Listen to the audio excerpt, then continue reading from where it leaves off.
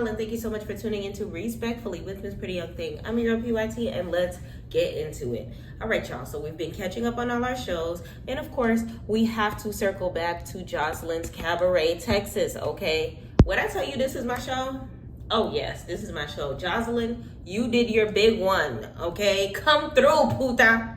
You did it. You did your big one. So we're going to be discussing this past episode, which just passed this past Sunday, and getting into a little bit of, you know, everything that's been going on. We finally got another elimination. Remember, I told y'all after episode 10 that another elimination was on its way. It has arrived. It is here. It has happened.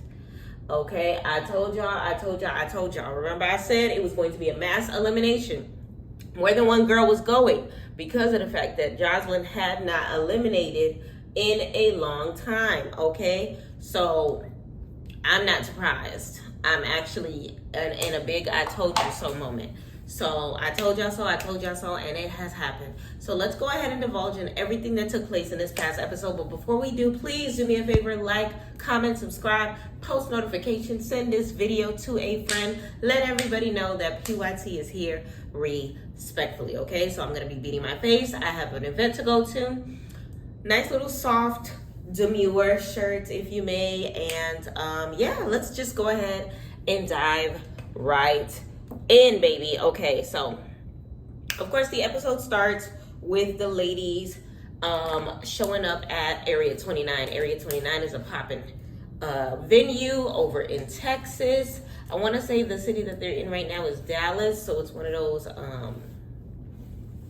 places over in the Dallas area, either Dallas or Houston. I'm assuming Dallas though. So they're getting ready for their first cabaret performance. So they finally made it to showtime. I was actually quite honestly shocked that Joseline let all of the ladies partake without, you know, kicking anybody out prior to this episode. But here we are. Okay, I like the fact that though she kept everybody, because I wanted to kind of sort of see what everybody was bringing to the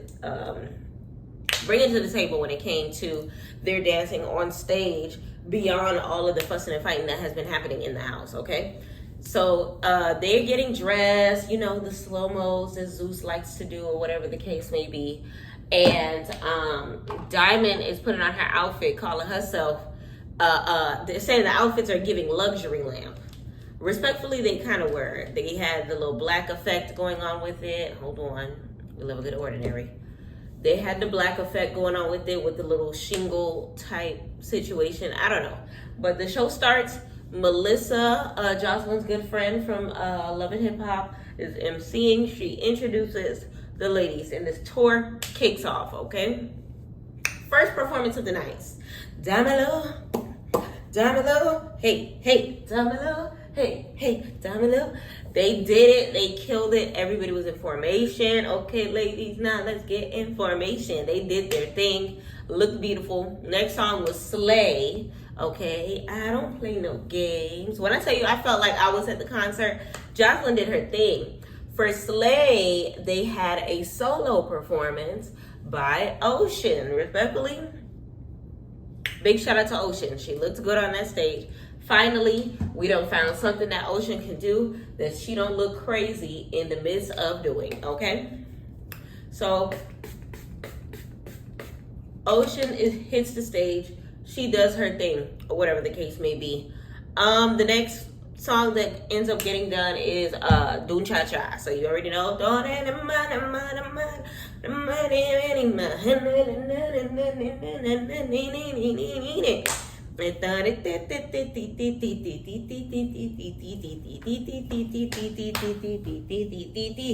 get you with it. Hey, they did the whole thing. Shout out to all of the ladies. They did amazing. Next was my song, You in the Wrong Place, Bitch, You Know I Key You Dead.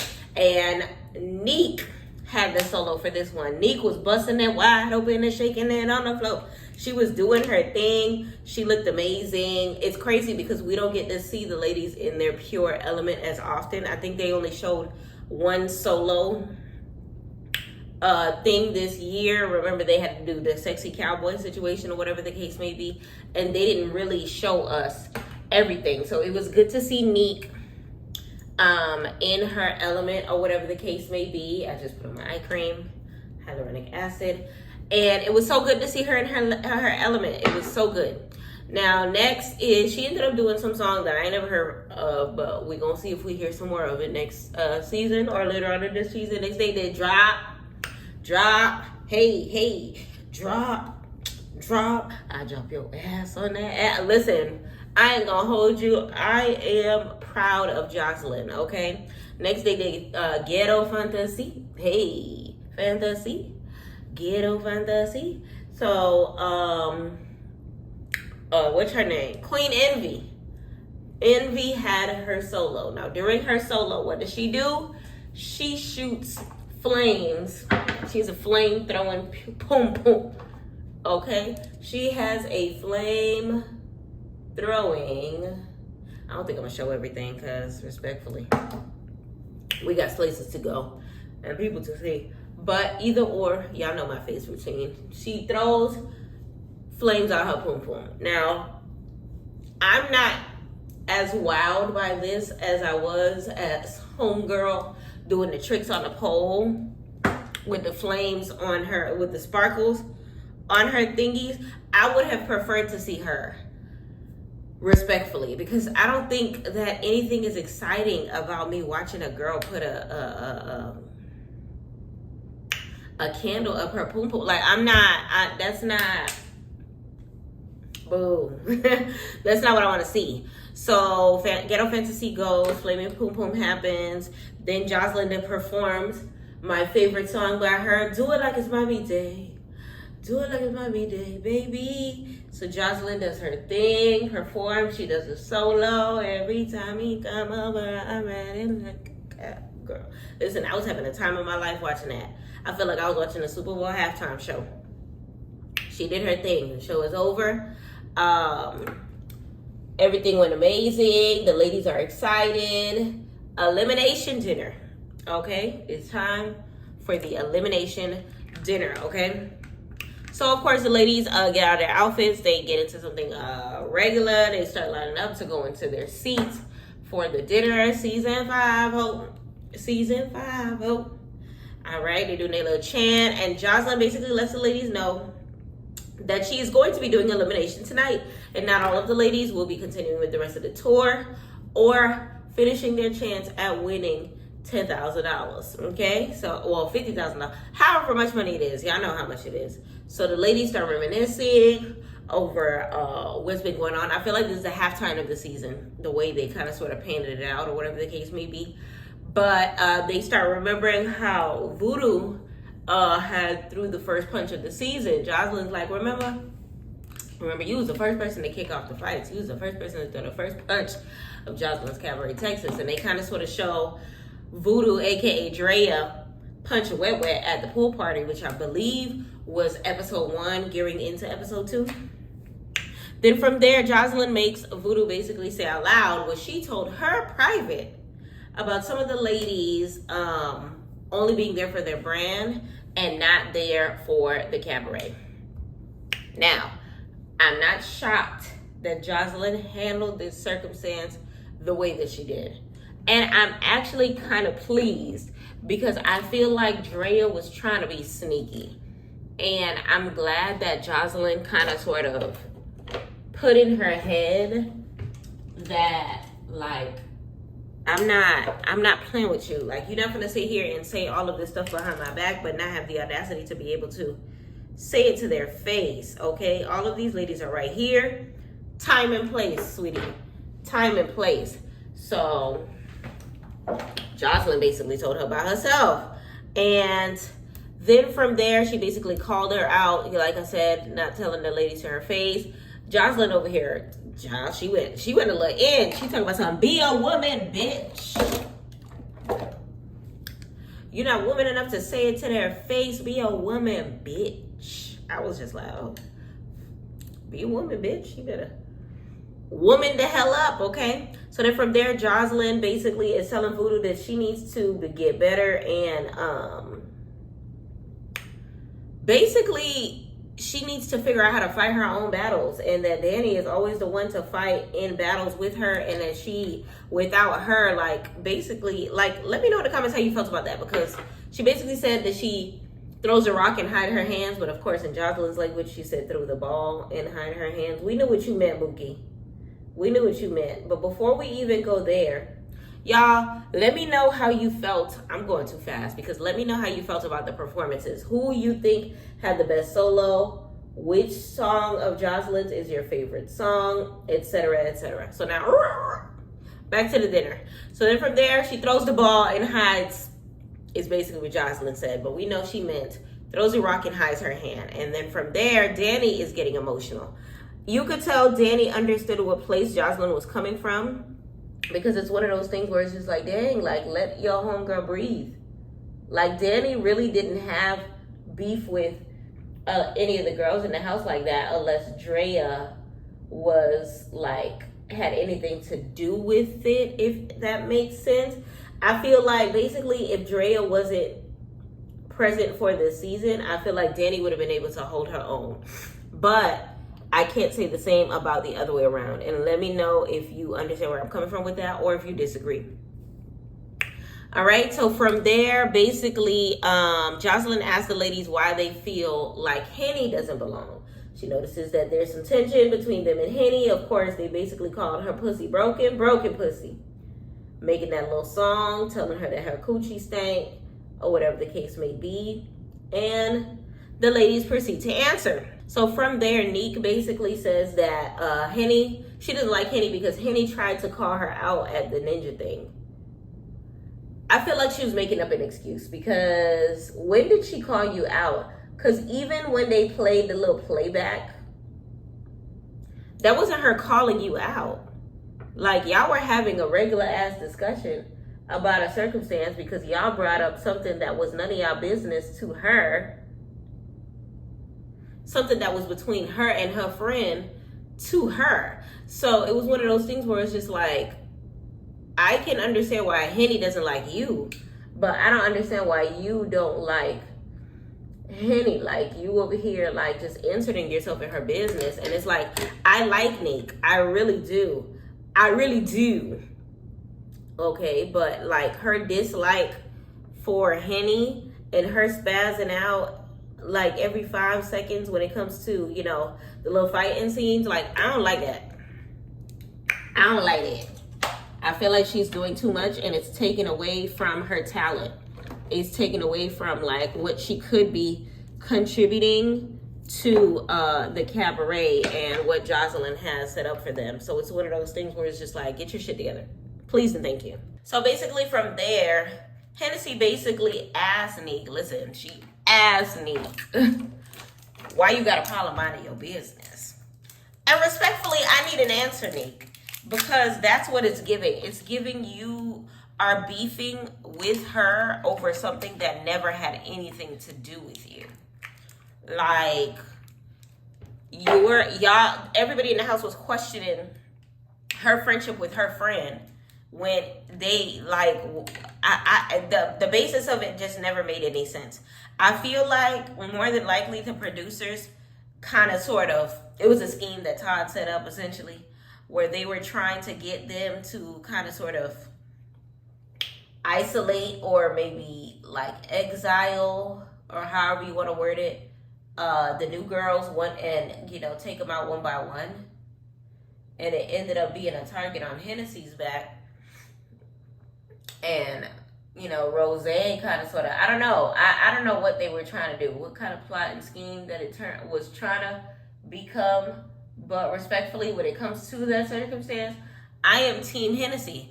Because, like, y'all over here creating chants and making songs and doing the absolute most. Like, I don't know. It's never that deep. Y'all too old to be doing all this mean girl-ish. I said that in the last episode when they made the freaking song or whatever the case may be. So it just wasn't, they were doing too much.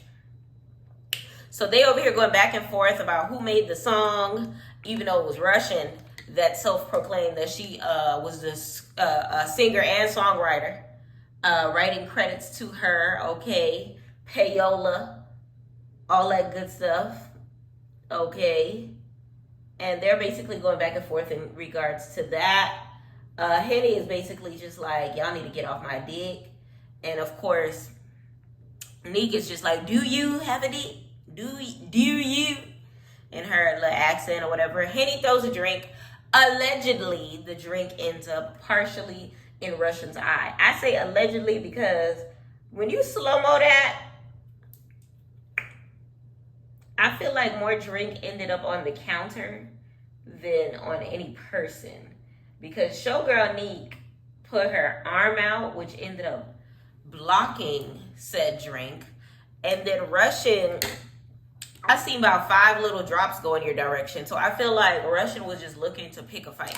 Maybe one drop flew in her eye and she basically was just like, the whole drink flew in my eye. And that wasn't the case. So it was just like, I don't know.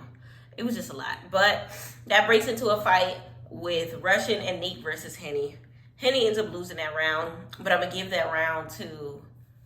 Yeah, I'm going to give that round to the ladies because Henny lost. But it was crazy because in the midst of that fight, all of these weirdos, Ocean being the ringleader, cheerleader, over here talking about some, yeah, get her, Neek, get her. And it's like, girl, what reason do you really have to dislike this girl like that? Like, they really don't have a real reason to dislike her. If her poom poom stink, that's one thing. Just walk to the other side of the room. Just don't share, don't go in the bathroom after she do. Like, do different things to get around that. But for them to be like coming at her like as if she did something to her when all she's doing is minding her business is weird. Very weird behavior. So basically, ain't nothing going Russian eye. They ended up fighting, whatever. Ocean's about to catch an aneurysm, trying to yell at the girls to get Henny or whatever the case may be. And then Ocean ends up calling Henny gutter. Respectfully, colonizer, what you said?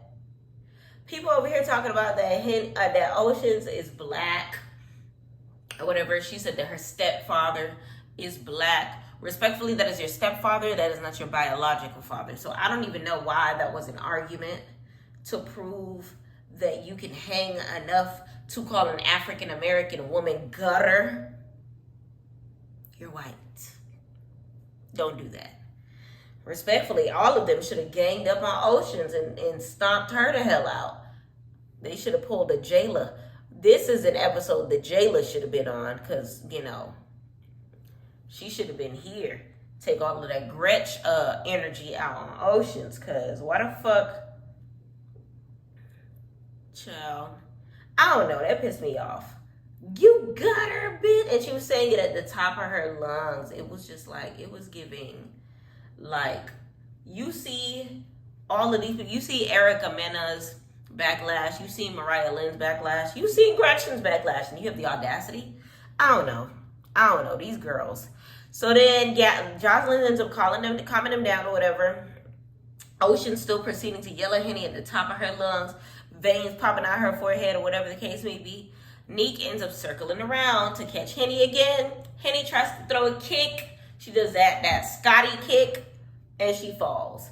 Respectfully, child, Henny, she got them witty comebacks, but she can't fight. She holds her own for the most part, but she can't fight. Respectfully, she's just getting dog walked. But in this round, she ends up coming and wrapping herself around Neek. Neek is not that big. So I feel like it was kind of easy for her to kind of regain herself and switch positions. And it's crazy because Oceans, you hear Oceans loud as hell in the background, but the other ladies too. Talk about, so come on, Neek. And as soon as Henny gets on top and starts bopping her around the head, they're just like, get up, Neek. Listen, how the tables have turned.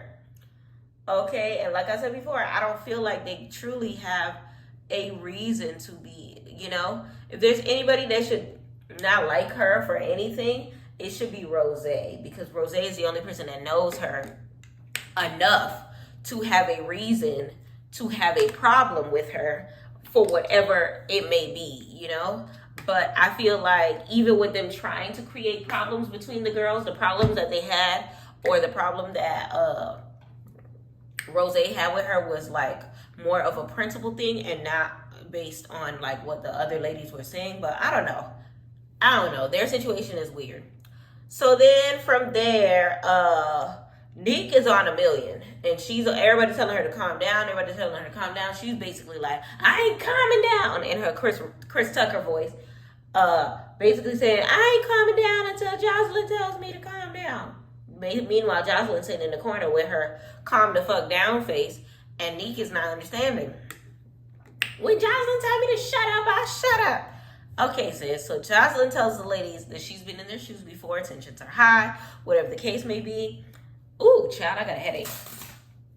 And Joseline ends up asking Lexi how she would feel if she sent her home. Lexi basically says, "Look, listen, I don't feel like you're gonna send me home, but if you were to, I would understand." And Joseline basically questions her confidence. Now, I don't think Joseline should be questioning her confidence per se, because there's nothing wrong with a confident girl. But, when it comes to Joseline, sometimes it just seems like she's, likes the girls that, she's easily influenced by, like the ones that, the Dannys, them, like they run behind Joseline oh so easily. So I feel like I am not shocked that Joseline felt some type of way about her response, even though her response didn't warrant, it didn't warrant like the disrespect that Joseline felt towards it, because what's wrong with confidence? Like, I don't see nothing wrong with confidence. So she basically asked her why she feels so confident or whatever the case may be. And Ocean's over here, not minding her business as usual, pointing out that Lexi Gold has a microphone tattoo on her arm or whatever the case may be. Shady Boots, you had nothing to say before, and now the night of elimination, you are grasping for straws to make sure that Lexi Gold can leave that hat.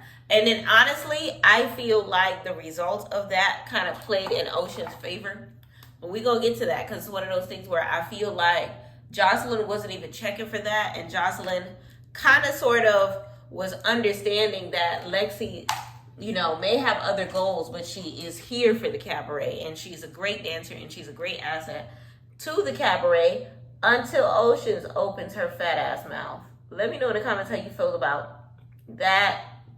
How you feel about Oceans, opening her dick suckers in Joseline's voice or whatever the case may be, and kind of sort of making it a challenge for Lexi Gold to stick around. And it's just like, dang, because I really like Lexi Gold. She dances really well. I don't know. So then from there, basically everyone is understanding that Oceans is fake. Fucking Erica ends up saying in her confessional even that Oceans cannot be trusted. And honestly, she can't, because it's still one of those things where it's just like, yo, like you're really showing your true colors little by little. Like you be in this girl face, like Lexi said. You always in this girl face, and now all of a sudden, when it's time for the going to get tough and for somebody to get sent home and for, Joseline's decision to be made for who's going to stick around for the cabaret, all of a sudden you throwing her under the bus. Now, sis, where was this energy before? Where was this energy before? Okay, so I ain't like it. All right, so then from there, they basically start going back and forth. They, as in Oceans and Lexi, whatever the case may be. And Oceans ends up crashing out shortly after Joseline says that she is not eliminating anybody that night or whatever the case may be. So Ocean's over here crashing the hell out, doing the freaking most or whatever the case may be. She looked like that lady from that meme where she's yelling at that cat and the cat is just staring at her back and she's just like, you! And the cat just looking like, calm down, sis. That's literally what I was looking at when I was looking at them too. Because Lexi was just like, you need to calm the hell down. And rightfully so, because you're doing the absolute most for no reason. Like, I don't know. I'm not a big fan of Ocean. I don't know if it's singular or plural at this point in time, because it's like you be giving tap water energy, but your name is Ocean. You dance like Aquafina, but your name is Ocean. It's not even alkaline, but your name is Ocean, and it's just like annoying. She's annoying. So Joseline basically says she's not eliminating. She got to sleep on it. No dinner that night day. No eliminations. And it's crazy because they really did not eat dinner. One thing about Zeus, they're going to have you sit at a big dinner table and not feed you. Because not one plate was passed out. Not one dinner roll hit that table. Like, I have a feeling that there was not going to be a dinner at all, and that this was how it was going to play out regardless, and that they just sped up the process to Lemmy Pepper not having no food for them. I don't know what is happening with the lack of food, and Diamond wasn't feeling it either, because Diamond was just like, so we not going to eat. You could tell Diamond, her little postpartum self was getting real frustrated with the fact that there was no food on the table. So then from there, the next morning, Joseline is on her way to wherever, and she calls Ricardo, giving him the tea about the night before, trying to figure out why the ladies have a problem with Henny, whether or not he feels like they're going to be upset if he takes her with her on the tour, whatever the case may be. And she actually asks him who he feels like, my nose so itchy, delivered when it came to the performance the night before. And Ricardo ends up mentioning Danny, Drea, and Raven. And I feel like Raven was the biggest shock to Joseline, especially considering their history, which rightfully so, because Raven actually is a great dancer. Raven brings a personality. She actually cares about the cabaret. If she didn't care about the cabaret, respectfully, she would not have come back, because we all know our level of pride. And you could tell Raven was able to set aside all that she may or may not have felt in order to, still come back to the cabaret despite, getting chokeslammed on TV. That just shows a lot about her character.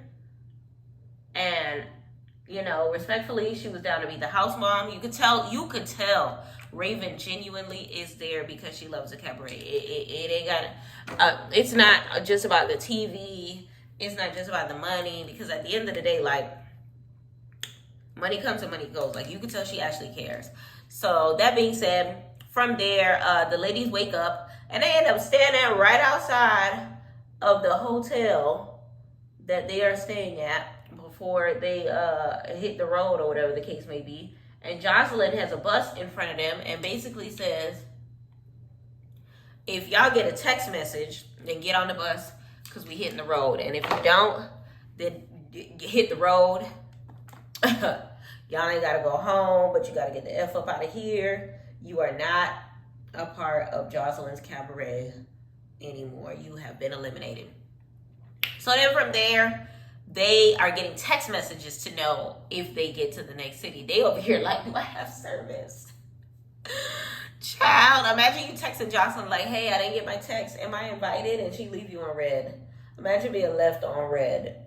Child. So they start getting their text messages one by one. First person, Danny. Danny says, bye, hoes. Which I don't blame her, because, child, I would have not looked back either. Okay? So the next person that gets it is Queen Envy. I was shocked that Queen Envy ended up getting it, because she didn't get picked for anything throughout the show. She wasn't complimented much as far as her dancing. She was quick with picking up on the choreography itself, but I don't think Joseline was like look at her way, really. But if you think about it, you know, Joseline wants all of the tricks and all of the nicks and all of the crannies. So I'm assuming that there was a good response to the tricks that she did with her poom poom, with the lights, that resulted in Joseline having a change of heart when it came to her. So regardless, congratulations to Envy. Would I have liked to see somebody else? Yes. I'm not even gonna hold you. I would have preferred to see one of the other ladies that did not get chosen, but we're gonna get there. So now, next person to get it is Erica. So Erica, I'm not surprised that she get it. She worked hard. She's proven herself. You could tell Joseline has taken liking to her. Next person to get it is Raven. Big shout out to Raven. Raven is my favorite cabaret girl. My favorite cabaret girl. Then from there, Hennessy ends up getting hers. Child, the girl started feeling some type of way because you see how Hennessy got it before all her op, or whatever the case may be. Then Rose gets it.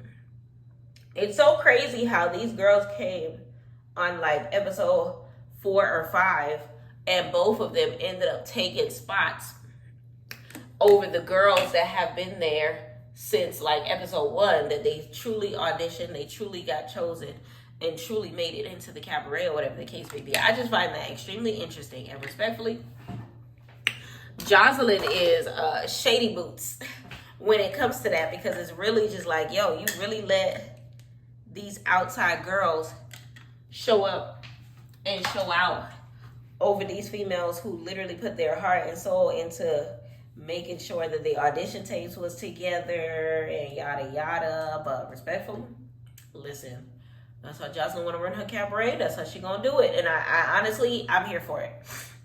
Now, first of all, let's talk about the fact that she literally had these girls outside. Imagine if it was raining. Like, she had these girls outside just waiting for a text message. That is wild. That is freaking wild. So basically, they're outside just waiting. Next person to get it is, Raven ends up texting Diamond. It's crazy because Diamond, after Raven got hers, she was confident that she was going to get one. Her phone ends up vibrating, but it's goddamn Raven. Raven probably saying something like, oh my goodness, I hope you get it too, or whatever type of sweet messages, because you know that's her best friend, or whatever the case may be. And child, I felt bad because it's just like, dang, like she really was trying to see if she got a text messages and it was Raven ass. That shit was funny though. So then from there, Oceans gets a text.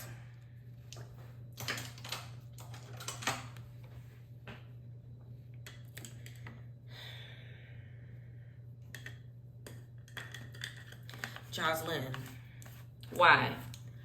I feel like it's because Oceans be foaming at the mouth for the opportunity to prove to Joseline that she's there for the cabaret. And Joseline likes ish like that. Like, Joseline loves ish like that. And I guess, child, I guess she a part of the cabaret or whatever.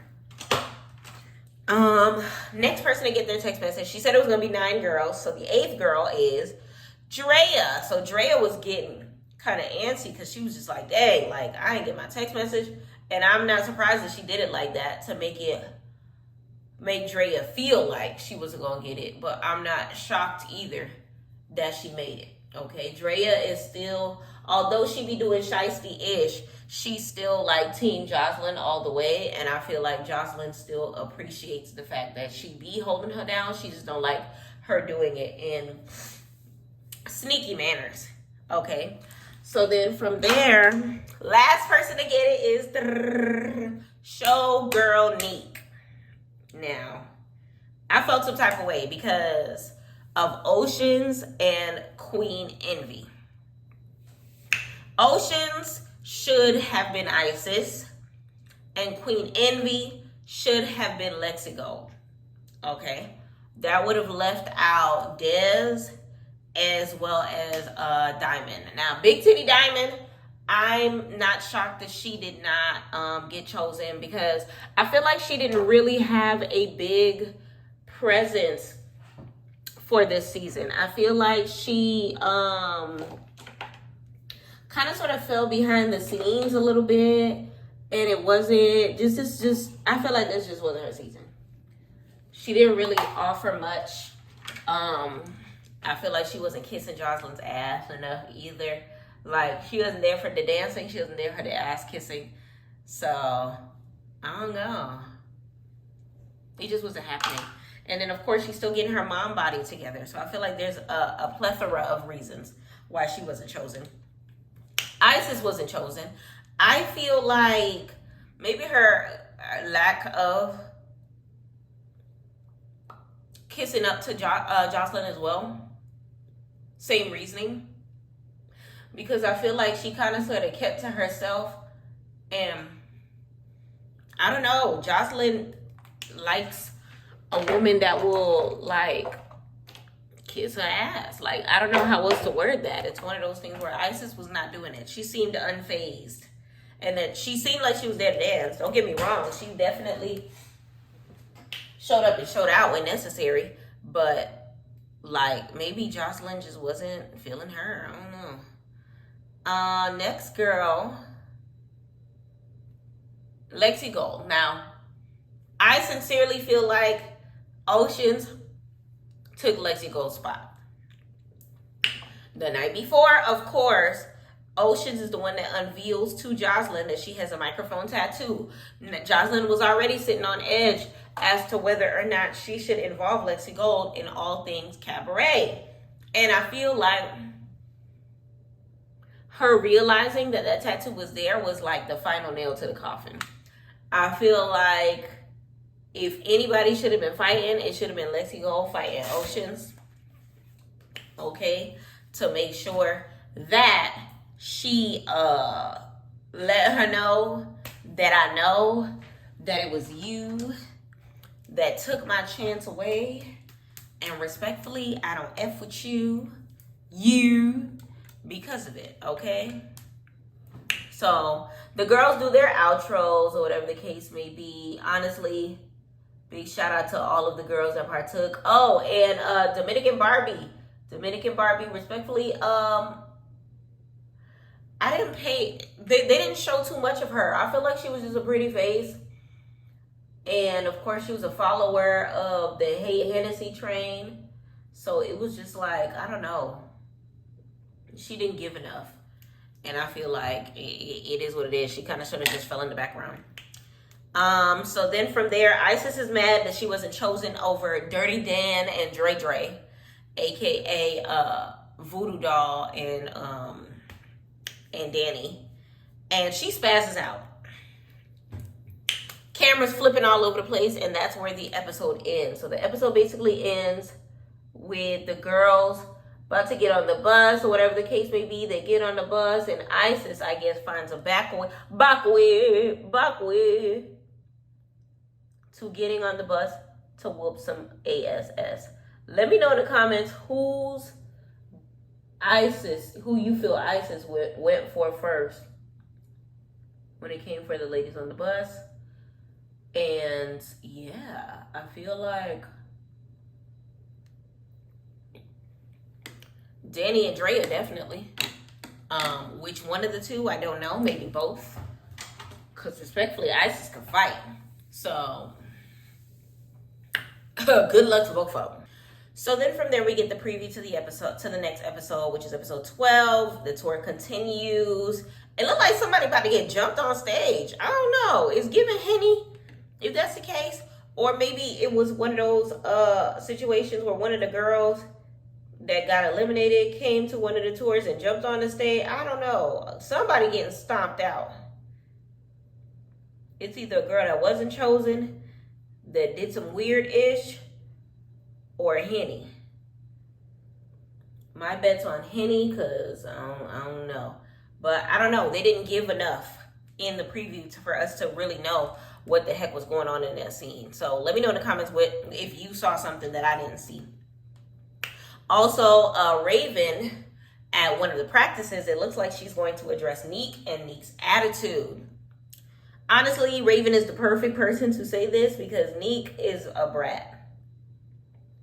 And I say that in the most respectful way because I actually like Neek. She's a great dancer or whatever the case may be. I just don't like her ways outside of cabaret dancing. Like, her personality is dope, but she inserts it in the wrong circumstances. She be fighting over the dumbest ish and spazzing and not getting her life back together after doing so.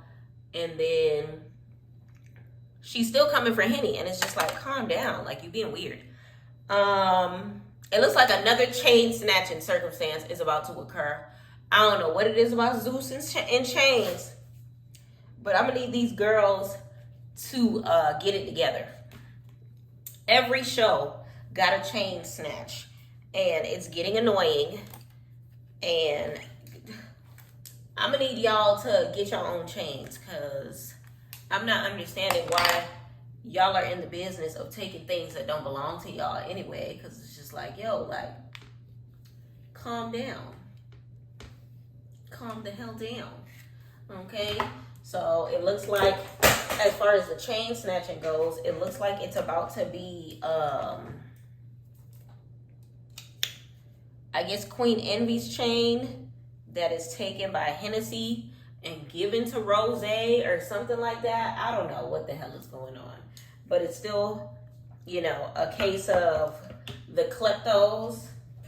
And we'll see how that pans out, because, child, Queen Envy already done knocked Hennessy off her feet, but it was a sneak. So I wonder what's going to happen when it's like a full-blown circumstance. Let me know in the comments how you think that ordeal is going to pan out.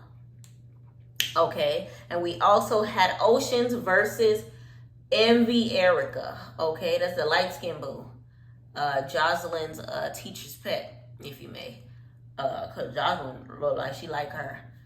Respectfully, Envy Erica, that is, she can fight.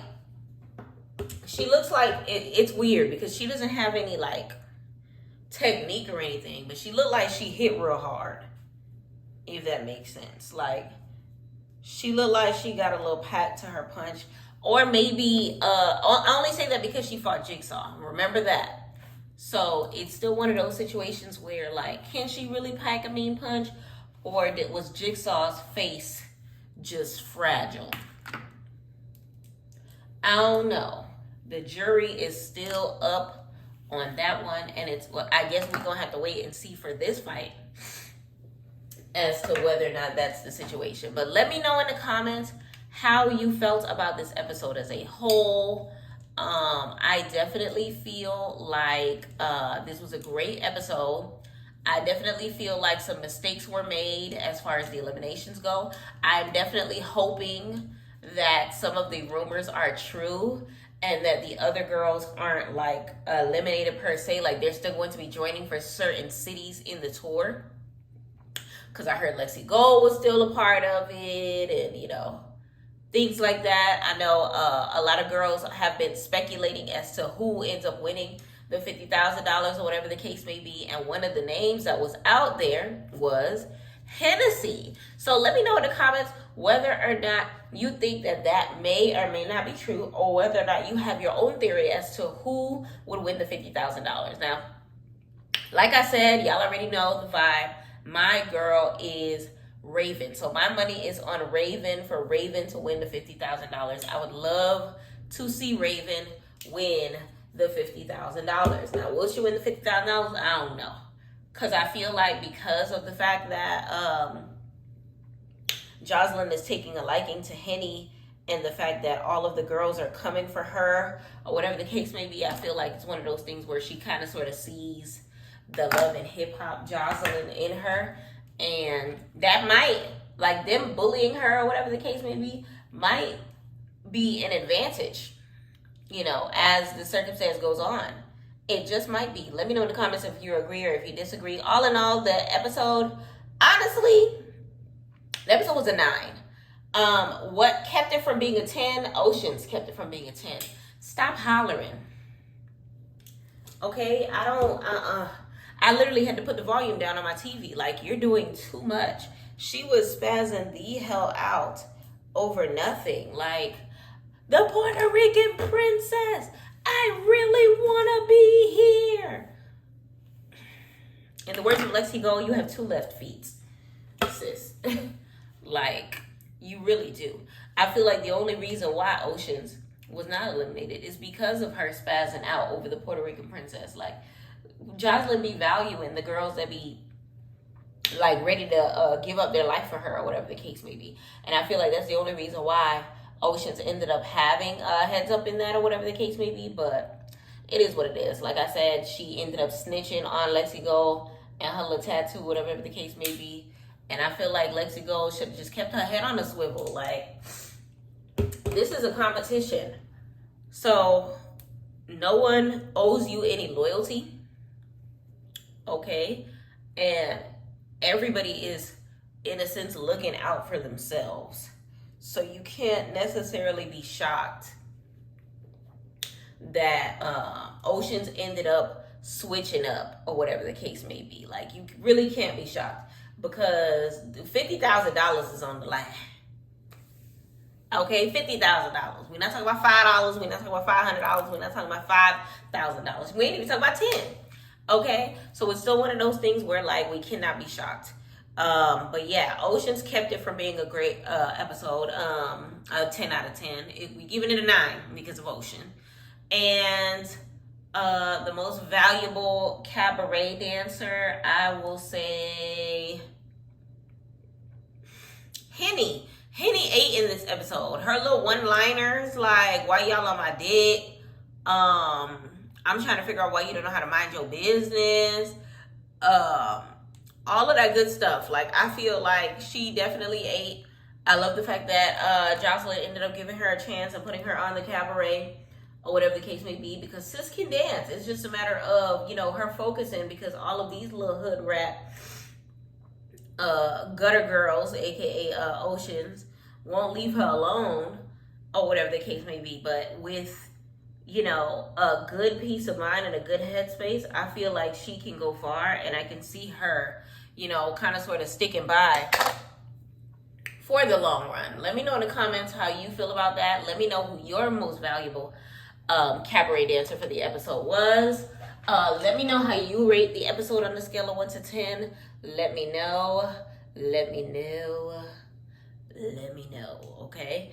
In conclusion, y'all, I'm not doing anything else to my hair. I'm just gonna leave this little piece in the front and leave the rest in the back. It's still curly from when I curled it yesterday, so it is what it is. And it is a wrap, y'all. I really appreciate everybody that joined me today on this wonderful beat. Okay, I'm about to go live, so y'all can catch me live, of course, on the Meet Me app. Miss Pretty Young Thing Live, hosting PYT's ABCs each and every Tuesday at 9 p.m. Eastern Standard Time. Catch me there, catch me there, catch me there. And, of course, big shout out to Joseline's Cabaret. I heard that the tour is bananas. She's not coming to Florida, okay? Hopefully one day she will. She needs to come to Atlanta. If she come back to Atlanta, I definitely will be front and center for the Puerto Rican princess, okay? So that being said, big shout out to her, big shout out to the dancers, big shout out to all the girls that made it on the tour. And yeah, thank you so much for tuning in right here, y'all. Please do me a favor before you go to the next video. Please like, comment, subscribe, turn your post notifications on, tell a friend, and please keep supporting. I really appreciate all the love that I've been getting, y'all. We on the way to 1,000 subscribers. Slowly but surely, we're crawling over to 800 now. Let's keep it going. And I appreciate y'all. And once again, thank you for watching PYT TV. Respectfully.